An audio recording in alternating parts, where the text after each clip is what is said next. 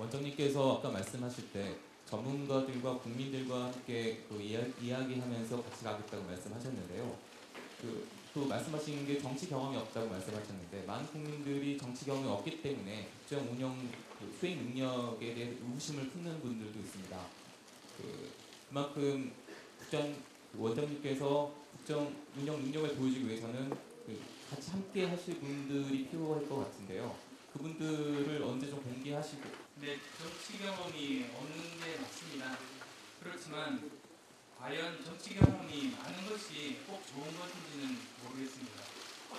지금 현재 많은 분들이 저에 대한 열망들이 지금 현재 21세기 지금 이 시점에서 우리나라에 필요한 것들, 그러니까 정치 개혁, 그리고 새로운 혁신, 영어로 이노베이션이라고 하죠. 혁신 경제, 그리고 또 디지털 마인드와 수평적인 리더십만이 지금 현재 우리가 처해 있는 많은 문제를 풀 수 있다고 여기고 계십니다. 그래서 그런 관점에서 본다면 비록 제가 직접적인 정치 경험은 부족하지만 대신에 다양한 분야의 현장에서 IT 분야, 의학 분야, 경영 분야, 그리고 교육 현장에 이르기까지 다양한 분야의 경험들이 정치를 하는데 플러스가 되면 될지 마이너스는 되지 않을 것이라고 그렇게 판단하시는 걸로 알고 있습니다. 그리고 또 같이 할 분들은 지금 이 자리에서도 참석을 하셨고 앞으로 기회를 봐서 예를 갖추어서 적절한 시기에 소개해 드리도록 하겠습니다. 네, 다음 질문. SBS 손상민 기자님. 네, SBS 손상민입니다. 저는 좀 현실적인 질문을 하나 드렸으면 합니다. 지금까지 많은 고민이 되셨겠지만 앞으로 더한 현실적인 고민을 하셔야 될 것 같습니다. 그 중에 하나가 새로운 정치를 위해서 눈앞에 놓인 과제, 바로 야권 후보 단일화라는 지적이 많습니다. 안 교수님께서는 야권 후보 단일화가 필요하다고 생각하시며 어떤 시기와 방법을 통해서 가능하다고 생각하시는지 말씀해 주시겠습니다. 제가 가장 중요하게 생각하는 원칙이 두 가지가 있습니다. 첫 번째는 정치권의 진정한 변화와 혁신이 중요하다. 그리고 두 번째는 국민들이 그것에 동의할 수 있어야 합니다. 그래서 지금 이 시점에서 이 두 가지 조건이 갖추어지지 못한 상황에서는 저는 단일화 논의를 하기에는 부적절하다는 입장입니다. 네, 다음 질문 받겠습니다. MBN 이성식 기자 질문해 주세요. 네, MBN 이성식 기자입니다. 아마 많은 국민들이 안철수 원장께서 어떤 말씀을 하실지 궁금해하셨을 것 같은데요.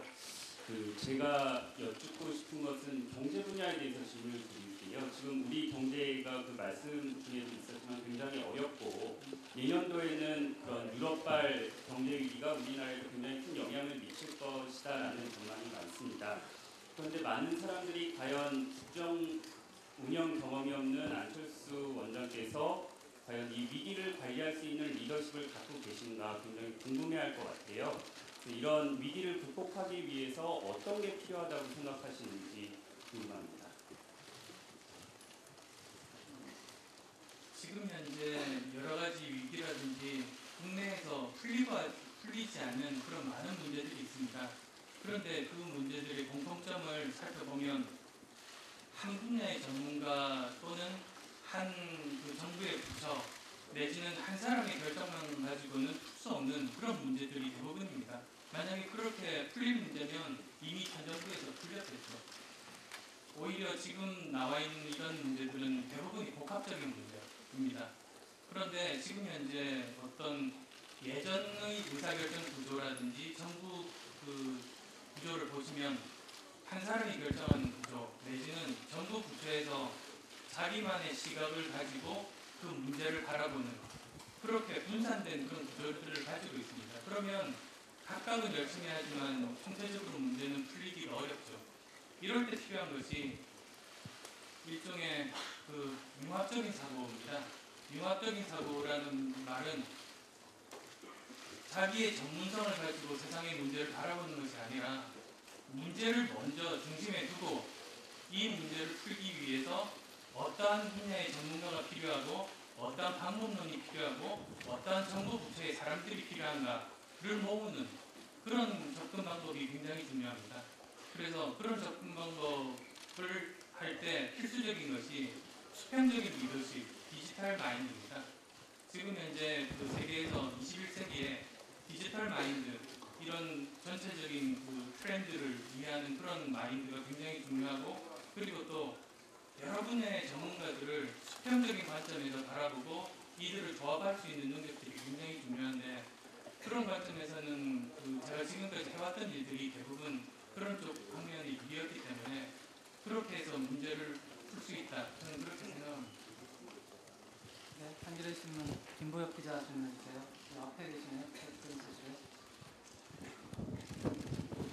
안녕하십니까, 한겨레 김보혁입니다. 오늘 그 국민 통합을 강조를 하셨고, 그 지난해 9월에 원장님께서 한 언론과의 인터뷰에서 현 집권 세력의 정치적 확장성을 반대한다, 이런 말씀을 하신 적이 있습니다. 그래서 이게 아직도 유효한 것인지 여쭤보고 싶고요.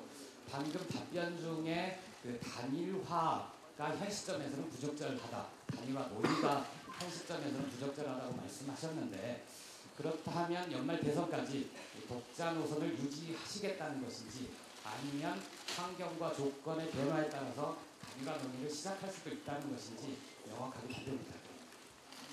네, 그 국민 통합 관점에서 바라보는 그런 말씀을 다시 드리면, 지금 현재 이 사회 문제가, 아까는 이제 여러 가지 정부 부처라든지 전문가 입장에서 말씀을 드렸는데요.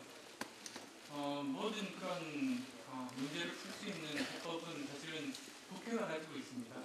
우리나라 헌법도 이렇게 보시면 먼저 국민이 나오고 그 다음 국회가 나오고 그 다음이 대통령입니다. 즉 정말 중요한 순서대로, 의미 순서대로 보면 국민의 민의를 받들어서 제대로 문제를 해결하는 그 첨단에 국회가 있는 겁니다. 국회에서 입법한 것을 대통령은 실행할 따름이죠. 저는 그렇게 생각합니다. 그런데 그렇게 문제 해결의 키를 쥐고 있는 국회가 지금처럼 하다가는 절대로 문제를 해결하지 못합니다. 이제는 더 이상 한 정당, 한 정권이 풀 수 없는 문제들만 산재해 있습니다. 그래서 이런 경우에 문제를 풀기 위해서는 어떻게 해야 되는지에 대해서 제가 작년 9월 이후로 계속 그 분야에 대해서 많은 고심을 했습니다. 그래서 저 나름대로 이제 결론을 내린 것이, 결국은 요즘 모든 대선 후보들께서 강조하고 계시지만 정말로 통합과 화합이 필요하고, 그런데 그게 대통령이 된 이후에, 정권을 잡은 이후에 통합은 저는 불가능하다고 판단했죠. 그래서 선거 과정부터 정말로 정당하게 그렇게 경쟁을 하자, 그런 제안들을 드렸습니다. 그래서 결국은 제가 제안 드린 그 이유는 한 가지입니다. 국민에게 희망을 드리자는 겁니다. 그리고 그 시기는 제가 이제 두 후보께 제안을 드렸는데요. 만나는 시기는 빠르면 빠를수록 좋겠습니다. 내일이라도 만나자고 하시면 만나겠습니다. 답을 기다리겠습니다. 다음 질문 받겠습니다.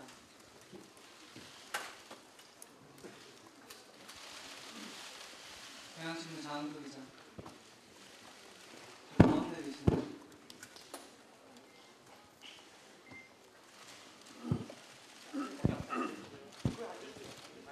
경향신문 장은경입니다. 혼자의 힘으로 세상을 바꿀 수 없다고 말씀하셨는데요. 대통령이 되신 이후에 그러면 새로운 함께 하시는 세력을 모아서 새로운 정당을 창당하실 생각이신지, 아니면 지금 있는 기존의 정당과 힘을 합치실 생각이신지 궁금하고요. 그리고 혹시 대선에 만약에 패배하게 되더라도 그 이후에도 정치인으로서의 삶을 계속 살 것으로 결심하신 건지 궁금합니다. 예, 민주주의 체제에서 정당 정치 중요성은 제가 책에서도 언급을 했듯이 정말 중요하다고 생각합니다. 그렇지만 문제는 국민의 기대에 부응하지 못한다는 점이 지금 현재 가장 큰 문제겠죠.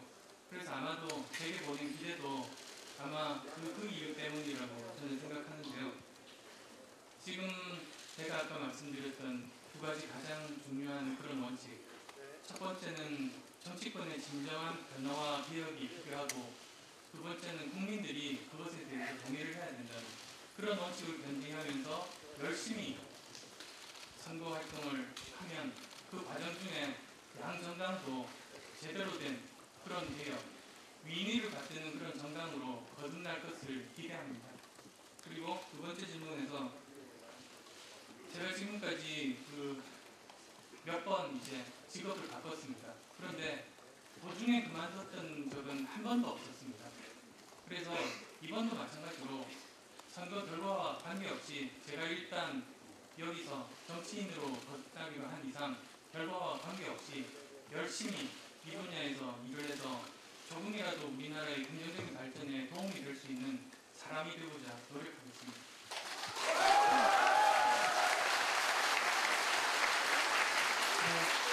서울경제 유정원 기자 질문해주세요. 원장님, 저는 정치 질문 말고 정책 질문 한번 해보겠습니다. 최근 여야 정치권의 핵심 이슈 중 하나가 경제 민주화인데요. 안 원장님께서 최근 책을 내신 거를 보면 일부에서는 민주통합당의 어떤 정책과 별반 다를 게 없다라는 의견도 있고요. 또 일부분에서는 어떤 기업 집단법 논의라든지 어떤 보편적 증세 논의에 있어서는 좀 의견을 달리한다라는 의견도 있습니다. 이 같은 견해를 포함한 경제민주화 관련 어떤 이슈에 대해서 어떻게 생각하시는지와 앞으로의 행보를 통해서 앞으로 행보에서 가장 주안점을 둘 정책 행보에 대해서 정책 이슈에 대해서 좀 말씀을 부탁드리겠습니다. 네, 경제민주화가 짧은 이런 문답에서 다 설명드리기는 힘들겠지만 제가 아는 이제 설명을 드리면 새누리당의 경제민주화는 주로 이제 시장에 초점이 맞춰져 있습니다. 시장 개혁 그리고 또 이제 민주당 쪽에서는 시장 개혁도 중요하지만 우선은 가장 근본적인 재벌의 지배구조 쪽을 바꿔야 결국은 장기적으로 효과가 연속될 수 있다는 그런 생각들을 하고 계신 것 같은데요. 저는 기본적인 원칙은 이렇습니다. 세상을 바꾸기 위해서는 근본주의적인 접근은 세상을 바꿀 수 없다. 그게 제 기본적인 입장입니다. 그래서 우선 지금 현재 바꿀 수 있는 것부터 그리고 점진적으로 바꿔나간다. 그리고 그러다 보니 거기에 따라서 어떤 부분은 민주당과 같은 부분도 있고 또는 어떤 부분은 민주당보다도 더 이제 근본적인 처방임을 제가 이야기하는 것도 있습니다. 그런데 경제민주화 논의를 보면서 제가 한 가지 의문을 느낀 것이 사실은 경제민주화나 복지도 성장 동력을 가진 상태에서만 사실은 가능합니다. 그 둘은 자전거의 바퀴 두 개와 저는 똑같다고 생각합니다. 그래서 한쪽 편에서 끊임없이 성장 내지는 일자리 쪽이 창출이 되면서 동시에 그것이 그 재원이 경제민주화라든지 복지 쪽으로 가고 다시 또 경제민주화와 이런 복지가 사람들의 정말 혁신적인 창의성을 자유롭게 풀어넣어주면서 그것이 다시 혁신 경제로 이전되는 그런 선순환 구조를 만드는 것이 저는 정답이라고 생각합니다. 그래서 이런 선순환 구조를 빼고 경제민주화만 이야기하는 것은 저는 옳지 않다. 바퀴 하나밖에 없는 자전거다라고 생각을 합니다. 그리고 그 분야에 대해서 앞으로 자세하게 시간을 가지고 설명드릴 기회를 가질 생각입니다. 네, 저는 가운데로만 가고 있어서 KBS 김동원 기자 질문했습니다.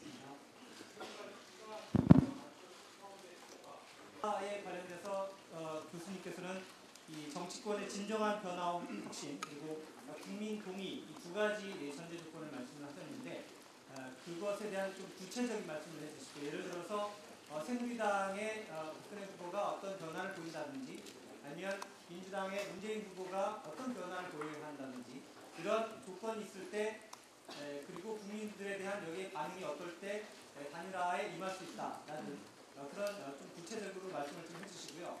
만약에 단일화에 대해서 부정적인 시각을 갖고 계시다고 한다면 과연 이런 상황에서 안 교수님께서 대선에서 과연 승리할 수 있을 것인지 거기에 대해서도 말씀을 좀 부탁드립니다. 예, 저는 정치권이 정말로 진정하게 변화와 개혁을 했는가 그건 제가 판단하는 것이 아니라 국민들께서 판단하시리라고 생각합니다. 그리고 제가 할 수 있는 일은 그러한 진정한 변화를 원하는 국민들을 실망시켜 드리지 않겠다. 그 약속은 확실하게 말씀을 드릴 수 있겠습니다. 그리고 또 이제 그 어떤 제가 저기 승률이라고 말씀하셔서 그런 쪽에 제가 그 생각을 한 적이 없습니다. 오히려 저 나름대로 옳은 일을 하고 아까 말씀드린 것처럼 선거 과정에서 그 양당이 혁신하고 개혁하는 모습들을 보인다면 그리고 또 저도 최선을 다해서 승리하고자 노력하면 결국은 그 공은 그런 과실은 주인인 국민들이 가져가실 수 있다라고 생각합니다.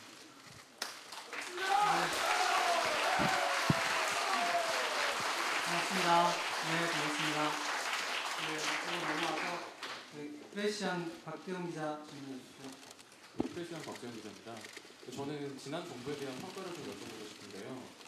노무현 정부에 대한 평가를 어떻게 내리시는지 궁금하고요. 좀 구체적으로 말씀드리면 금과 가 어떤 걸 잘하고 어떤 걸 잘 못했다고 평가하시는지 들려주시면 감사하겠습니다.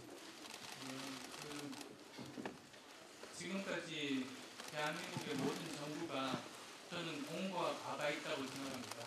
그래서 지금 현재를 살아가는 우리가 지금 해야 될 일은 공은 계승하고 과는 역사적인 교훈으로 삼아서 다시 같은 실수를 반복하지 않는 소중한 교훈으로 삼는 일, 그런 일들을 해야 된다고 생각합니다. 노무현 정부의 공과 과는 중요한 것 하나씩만 말씀을 드릴 수 있을 것 같은데요. 우선 저는 가장 큰 공이라고 하면 그 위에서 아래로의 그런 일종의 권위주의 타파, 그게 우리 사회에 장기적으로 미치는 영향이 굉장히 저는 크다고 생각합니다. 사회 곳곳에서. 그래서 공이라고 하면 저는 이제 그것을 들고 싶고, 과라고 한다면 이제 아마 많은 분들이 동의하실 수 있을 것 같은데요. 그 재벌의 경제 집중, 그리고 빈부격차 심화, 그건 굉장히 큰 과라고 생각합니다. 네, 다음 질문 하겠습니다. YTN 박수훈 기자 질문하겠습니다.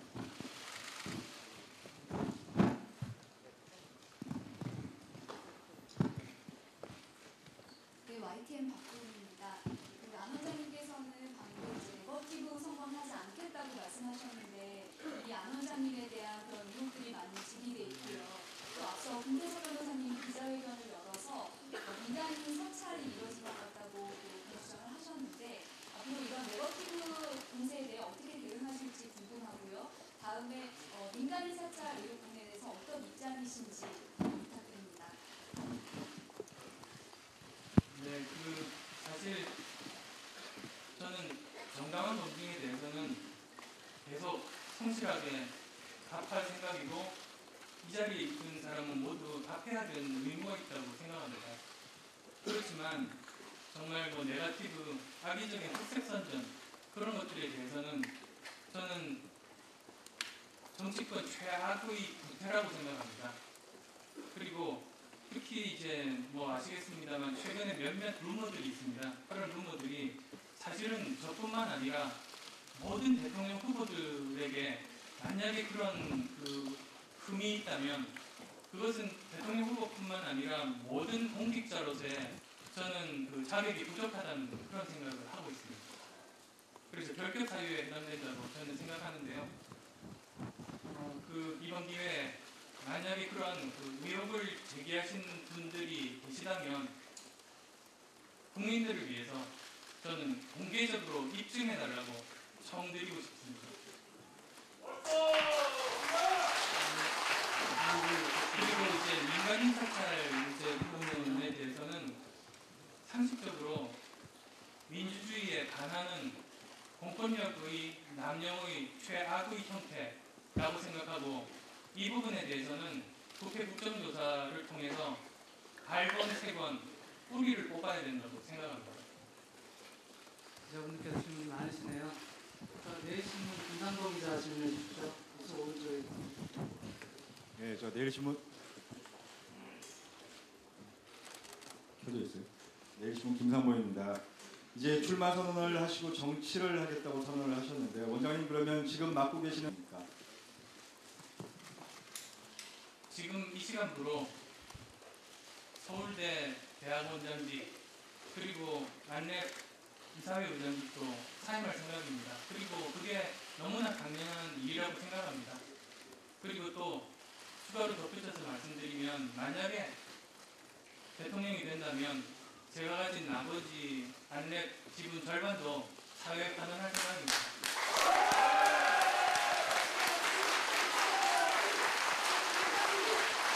중요한 말씀을 해주셨는데요.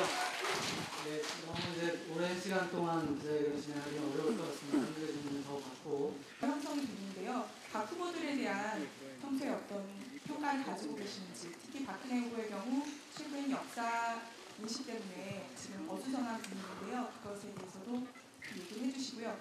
그리고 한 가지 더 질문 드리면 지금 정당에 대해서, 정당 입당에 대해서 확실하게 말씀을 안 하셨는데 신당 창당과 그리고 민주당 입당 가능성이 둘 다 열려 있는 것인지 그것은 그 가능성에 대해서 좀 얘기해 주십시오. 네, 아마 각 후보들에 대한 장단점은 여기 계신 여러분들이 굉장히 잘 써놓으셨더라고요. 그래서 아마 그걸 보시면 오히려 작품보다 더 도움이 되지 않을까 생각이 드는데요. 양쪽 다 저는 훌륭한 분이라고 생각합니다. 양쪽 다 경선 과정을 통해서 국민들의 선택을 받은 정말 좋은 분들이다라는 생각을 하고 있습니다. 그리고 박근혜 후보께 이제 역사에 대해서, 역사관에 대해서 여러 가지 말씀들이 있는 것으로 알고 있는데요.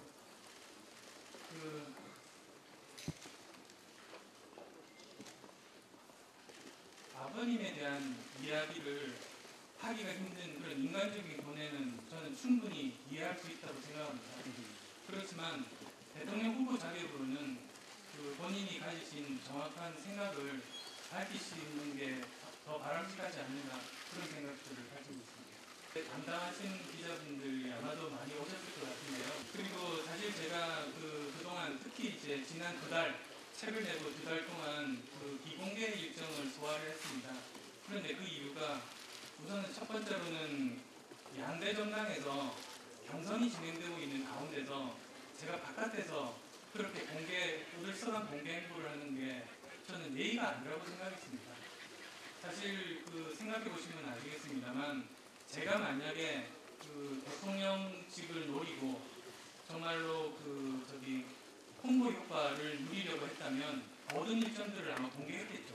그런데 그래서 오히려 그런 입장에서는 저는 이해를 해주셨으면 좋겠고요. 또 두 번째로는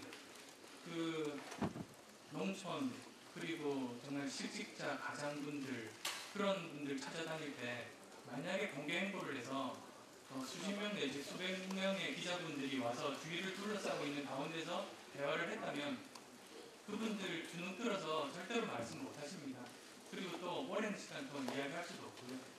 그래서 제가 고생하신 여러 기자분들께는 굉장히 죄송하게도 비공개로 그분들을 만나니 그분들이 정말로 진솔한 자기 이야기를 시간 제한 없이 충분히 해주셨습니다.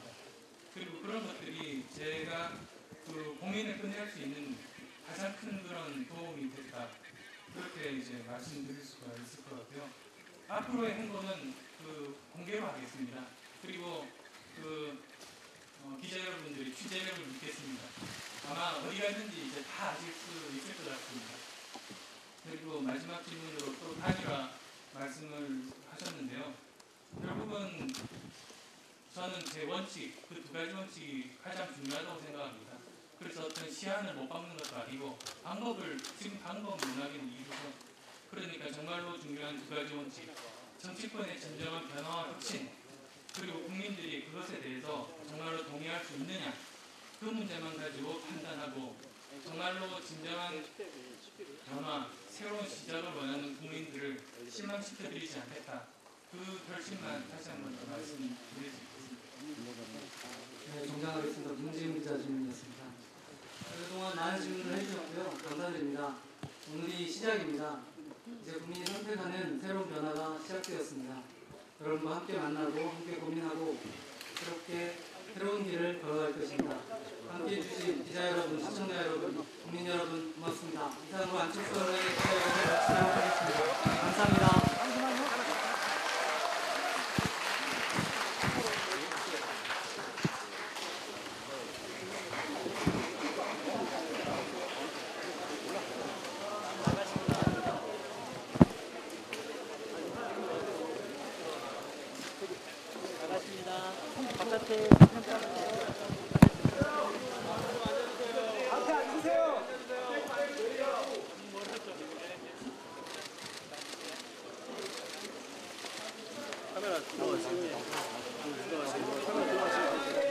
네, 오늘 나오신 분들 명단을 정리해드리겠습니다. 감사합니다. 네, 감사합니다.